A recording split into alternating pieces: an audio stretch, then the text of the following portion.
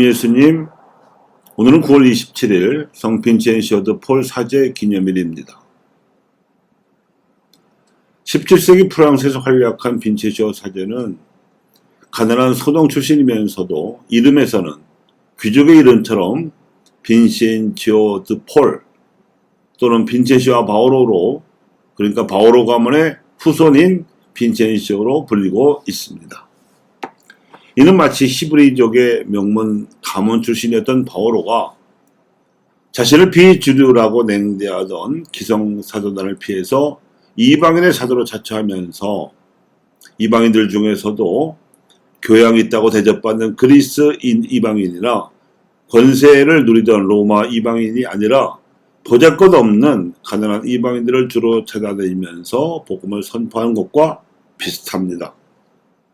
빈첸시오도 프랑스 안에서 가난한 이들에게 복음을 전했을 뿐만 아니라 자신처럼 사도적을 행할 성직자와 수도자와 평신도를 양성하며 가톨릭 교회 안에 가난한 이들의 복음화 활동이 이어지게 했습니다. 바오로 사도의 선교 정통 노선을 계승한 빈첸시오의 이런 활약이 오늘날에 와서 더 돋보이는 이유가 있습니다. 가난한 이들에게 복음을 전하는 일은 메시아로서 오신 예수님께서 가장 심혈을 기울이신 일인데, 완고한 유다교의 분위기 탓에 십자가에 못 박혀 돌아가셨음에도 불구하고 교회 역사에서 너무도 쉽게 잊혀져 왔기 때문입니다. 예수님께서는 나자렛 회당에서 가난한 이들에게 복음을 전하러 왔다고 메시아로서 당신의 사명을 천명하시며 공생활을 시작하셨고, 공생활 동안 하나님 나라의 복음을 선포하실 때에도 가난한 이들이 그 나라를 차지할 것이며 그래서 행복하리라고 장담하셨습니다. 과연 가난한 이들 가운데 각종 질병을 앓는 이들이나 장애로 고생하는 이들, 마귀에 들린 이들, 슬퍼하는 이들이 부지기스로 예수님께 와서 삶의 희망을 얻었습니다.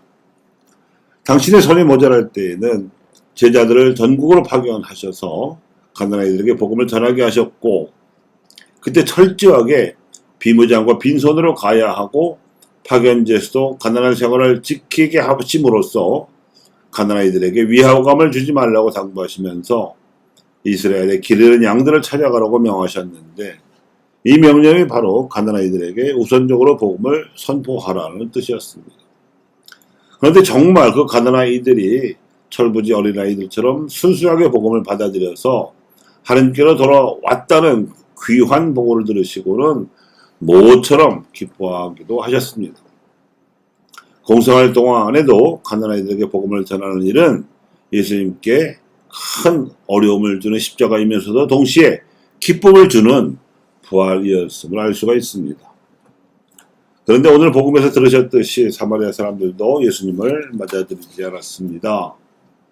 그분이 가난한 이들에게 복음을 전하신다는 소문을 들었을 텐데도 유다인들로부터 억울하게 차별받은 데 대한 상처가 깊어서인지 사마리아 사람들의 완고한 민심은 좀처럼 수그러들지 않았고 결국 그분을 배척했습니다.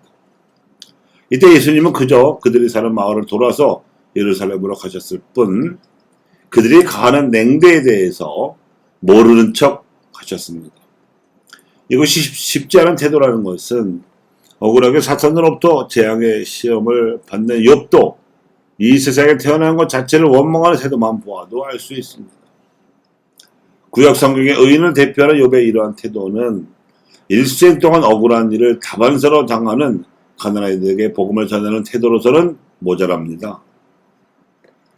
사실은 초대교회 시절에 성령을 받은 사도들과 신자들이 공동생활 양식을 이룩하고 가난한 이들이 하나도 없게 만들 정도로 가난한 이들과의 나눔이 최초의 교회의 전통이 되게 했습니다. 가난한 이들 안에서 부활하신 그리스도는 살아있었던 것입니다. 그럼에도 불구하고 근 400년 동안 이단들과의 사상 논쟁을 거쳐서 신앙의 정식을 확정하던 고대교회 시절에도 가난한 이들의 복음화 명제는 사도신경에 들어가지도 못했습니다. 창조신앙, 예수의 신성과 인성, 삼위일체 그리고 교회의 형식상 조건 정도만 교리 정식에 들어갔을 뿐입니다.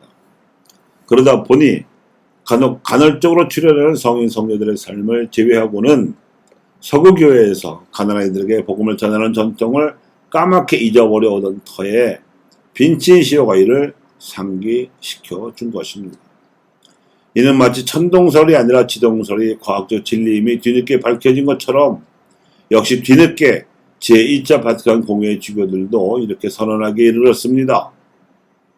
기쁨과 희망, 슬픔과 번뇌, 특히 현대의 가난아이들과 고통받는 이들의 그것은 그리스도를 믿는 모든 이들의 기쁨과 희망이며 슬픔과 번뇌인 것이다. 천동설이 아니라 지동설이 과학적 진리듯이 오늘날 가난아이들의 복음화라는 선교 과업은 가난아이들에 대한 세상의 통념을 변화시켜줍니다.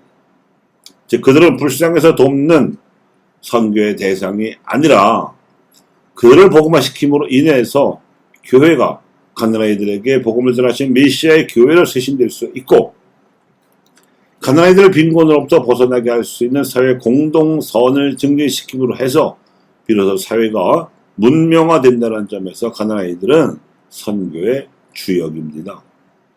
이것이 영적 지동설이자 선교의 정통 노설입니다. 가난아이들에게 복음을 전하는 십자가의 말로 우리를 그들 안에서 부활할 수 있게 해주는 성령의 표지입니다. 이것이 오늘날 사회 삶의 천 어려운 현실이요 또한 그럼에도 불구하고 갖는 긍지입니다. 교우 여러분, 교회는 이 십자가로서 부활할 것입니다.